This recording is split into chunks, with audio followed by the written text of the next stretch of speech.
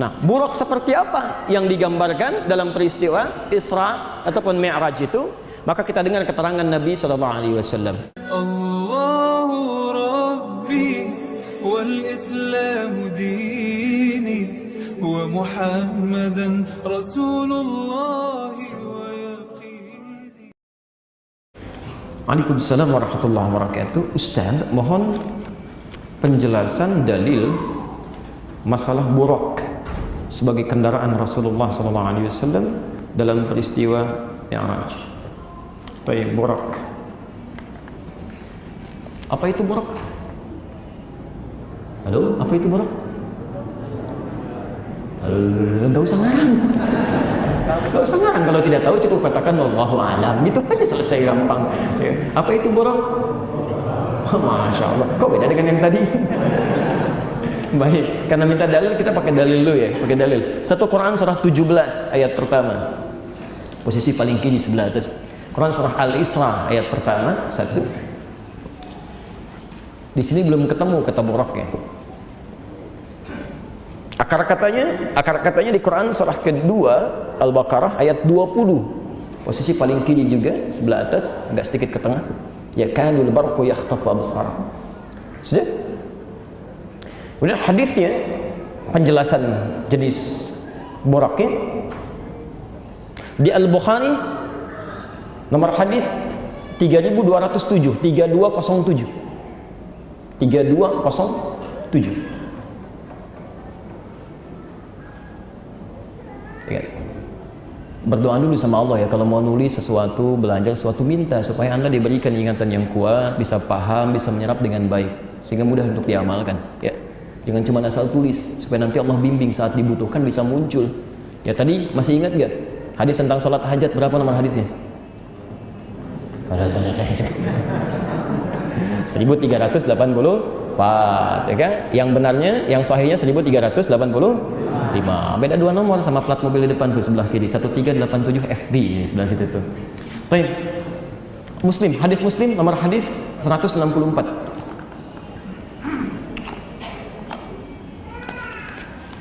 Sudah? Bismillah, kita jawab sekarang dengan dalilnya. Pertama kita ambil Al-Quran dulu tentang peristiwa buraq, yang mesti ada peristiwa dulu. Kalau nggak ada peristiwa bagaimana bisa muncul buraq, gitu kan? Baik.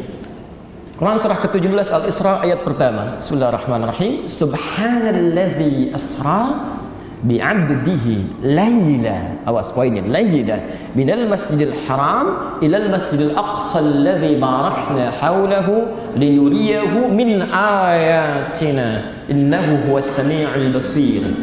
Baik. Subhan. Fokus pada kalimat ini, subhan.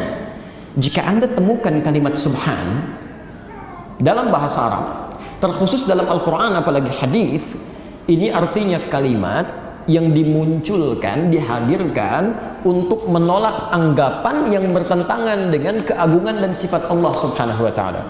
Jadi kalau ada orang-orang yang mengeluarkan kalimat yang tidak sesuai isinya dengan keagungan dan sifat Allah, maka Anda ucapkan subhanallah. Sebaliknya jika ada kalimat-kalimat yang keluar karena ada sesuatu yang menghadirkan keindahan, takjub, ya, luar biasa, itu ucapkan masya Allah. Jangan ditukar. Masya Allah. Ya. Quran surah ke-18 ya, dari ayat 33 sampai 35 itu posisi paling kiri di pertengahan ya. Walaula idh dakhalta jannataka qulta masya Allah la quwwata illa billah ya. Kalaulah Anda masuk ke kebun Anda yang rindang, yang tumbuhannya bagus-bagus itu, ucapkan masya Allah, jangan sombong. Itu dialog antara seorang teman yang rendah hati dengan kawannya yang kaya tapi sombong. Ya, dia masuk ke kebunnya, dia katakan, nih punya saya nih kebun, kan? Dan hebat daripada kamu belum punya apa-apa, ayo usaha dong seperti saya. Maka temannya meluruskan, yang terbaik ketika kamu masuk, syukuri, ucapkan masya Allah, la quwwata illa billah. Kamu nggak bisa begitu karena Allah tidak menetapkan itu terjadi. Ya, itu yang tepat ya. Jadi kalau ada sesuatu yang bagus-bagus, yang indah, ucapkan apa? Masya Allah. Ma di situ itu berarti takjub, ma takjub. Dan berarti kalimat doa. Jadi kalau Anda datang ke puncak misal, melihat indah terbentang, Anda ucapkan masya Allah, itu artinya ya Allah, saya kagum dengan keindahan yang telah Engkau tetapkan ini, dan mohon jadikan setiap saya kesini selalu indah seperti ini. Awas jangan salah tempat ya. Bapak ibu punya anak, sulit diatur, wah membantah terus-terusan, anaknya masih kecil kan? Apa yang diucapkan? Masya Allah, dia sungguh indah kenakalan ini. Kalau bisa teruskan ya Allah. Ada sesuatu kadang tidak menempat di sini. Baik ya. Sebaliknya kalau subhanallah itu lain. Ada orang berkata, maaf, ada orang berkata Allah punya anak ya. Ya turun jawaban subhana. Quran surah kedua ayat 116, posisi paling kiri di pertengahan. Wa qalu ittakhadallahu walada. Mereka berkata Allah punya anak, subhanah. Itu tidak benar. Tidak benar. Nah, dalam peristiwa Isra ini, kenapa dimulai dengan kalimat subhana? Karena ini peristiwa iman yang hanya bisa diyakini dengan iman kita, yang belum bisa ditangkap oleh akal. Sehingga ketika disampaikan oleh Rasulullah SAW, terjadi peristiwa itu cuma semalam. Perjalanan dari Masjidil Haram ke Masjid Al-Aqsa di Palestina. Ya sekarang saja menggunakan pesawat itu kan, bisa dalam beberapa jam. Kalau menggunakan bis, ya 1 malam 2 hari kan. Pada saat itu nggak ada pesawat, nggak ada bis, yang memungkinkan pakai unta. Orang pahamnya beberapa bulan sampai jalan. Begitu disampaikan saya di atas Jabal Qubais. Jabal Qubais itu sekarang yang ada istana raja di atasnya. Jadi dari Zam-Zam itu kalau anda ke depan masuk, sebelah kanannya langsung ada bukit, di atasnya ada istana raja. Itu Jabal Qubais. Rasulullah SAW naik ke atas Jabal Qubais menyampaikan, saya tadi malam diisrakan oleh Allah. Isra itu diperjalankan pada malam hari dari Masjidil Haram di sini ke Masjidil Aqsa di Palestina. Cuman semalam. Maka orang mulai meragukan di situ. Yang paling senang Abu Jahal. Yang paling senang Abu Jahal. Ini kesempatan untuk menusuk Muhammad SAW. Maka disampaikan. Nah, terbuktikan sekarang Muhammad itu. Bagaimana selama ini, maaf, mengibuli kita semua. Gak mungkin itu bisa terjadi. Ya, saudara-saudara, macam-macam. Akhirnya yang tadinya ragu-ragu menjadi semakin ingkar pada Nabi. Yang ingkar menjadi semakin marah pada Nabi. Yang yakin pun menjadi ragu kepada Nabi SAW. Kata Abu Jahal, tinggal 1 orang lagi. Kalau 1 orang ini bisa sama menolak klaimnya Muhammad SAW, maka selesai dakwah Islam di kota Makkah ini. 1 orang itu bernama Abu Quhafah, dikenal dengan Abu Bakar.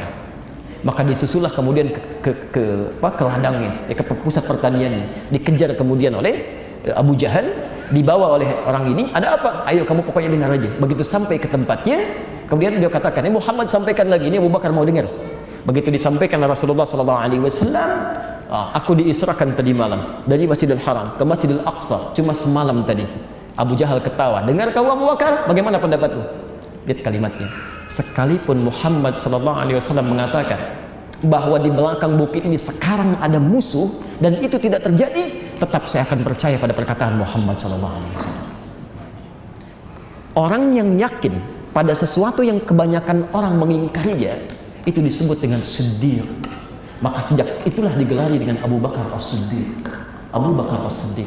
Saat orang mulai ragu, saat orang mulai ingkar, manusia inilah sahabat Nabi SAW yang membela Nabi di hadapan orang-orang yang telah melecehkan beliau. Kalaupun ada musuh di belakang saat ini dikatakan oleh Muhammad SAW akan menyerang dan tidak terbukti, saya tetap akan percaya pada Muhammad SAW. Bagaimana suasana iman dalam jiwanya? Karena itu kalau ada sesuatu yang belum paham tentang agama, jangan komentar dulu. Yakini dulu, baru hikmah datang. Itu poinnya. Ya, yakini dulu, yakin baru hikmah datang. Apalagi nggak ada ilmu, kemudian ikut berkomentar, bisa salah fatal nantinya. Bisa salah fatal. Ya. Dari sini teman-teman sekalian, maka turunlah ayat untuk menolak klaim orang-orang yang kemudian melecehkan Nabi, bahkan melecehkan Allah, bahkan menghina Allah. Maka turunlah surah Subhan. Itu tidak benar. Itu tidak tepat. Nah, jadi mohon maaf ya, mohon maaf. Pelecehan, penghinaan itu bagian yang dialami dalam ujian. Allah dicela, Nabi dicela, malaikat dicela, sahabat dicela. Dan dengan itu semua mereka bersabar dalam kebaikan. Dan Allah punya sifat yang luar biasa. Allah itu Tuhan, beda dengan makhluk. Ya. Nah, Anda bukan Allah, bukan Rasul, bukan sahabat, bukan Nabi, gak mau dicela, mustahil. Kalau Anda orang baik, Anda akan dicela oleh orang jelek.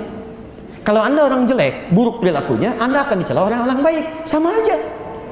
Anda lewat mau ke sini, ya, Masya Allah ada orang mabuk, Anda persoalkan, Allahu Akbar, masih mabuk juga, mudah-mudahan dapat hidayah. Dia juga sama, soleh amat, si amat aja nggak soleh, lewat, padahal nama Anda Doni misalnya, bisa terjadi, itu sama aja.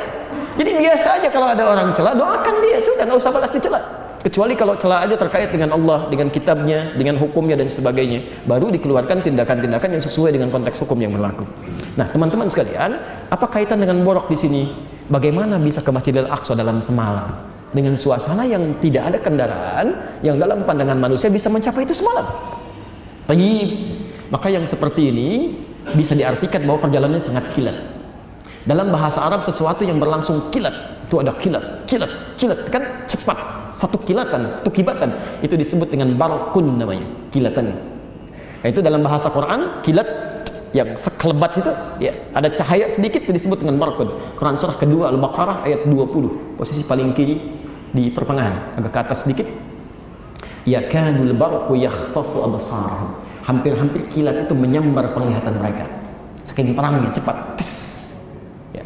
Kalau kilat itu lambat atau cepat? Cepat. Nggak ada kilat slow motion. Balik lagi, nggak mungkin, pasti sekilat. Karena itu kalimatnya kilat. Ya, kilat. Kalau menjadi berita jadi kilas, sekilas info. Ya, kalau peristiwa kilat, cepat. Tapi sesuatu yang kilat, kilat itu barakun, cepat. Nah, kalau itu kemudian menjadi tunggangan yang dipraktekkan untuk mencapai satu tujuan tertentu dengan kilat cepat, maka berubah kalimatnya dari barakun menjadi borakun. Gak pakai borakun. Ya. Saya mau Anda paham dulu dari sisi bahasanya bagaimana, itu kan? Turunannya seperti apa, baru, dan itu bersumber pada dalil. Nah, buraq seperti apa yang digambarkan dalam peristiwa Isra ataupun Mi'raj itu? Maka kita dengar keterangan Nabi SAW. Ya, di hadis riwayat Al-Bukhari nomor hadis 3207, ditemukan juga di hadis Muslim nomor hadis 164. Ya, Al-Bukhari, sini Muslim.